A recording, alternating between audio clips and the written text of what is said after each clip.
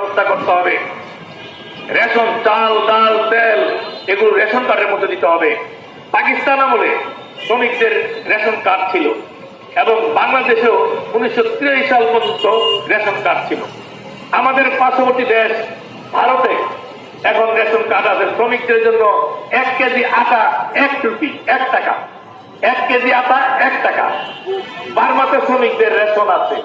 Myanmar আমাদের ration আছে। পাকিস্তানে রেশন আছে। ভিয়েতনাম, কম্বোডিয়ায় রেশন আছে। চীনে, চীন দেশে চাল, ডাল, তেল শ্রমিকদের সম্পূর্ণ ফ্রি, 1 টাকাও নেওয়া হয় না।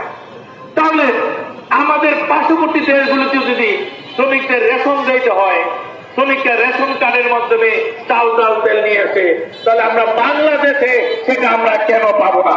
স্বাধীনতা হবে। দেখেন রেশন এটা আরো জরুরি।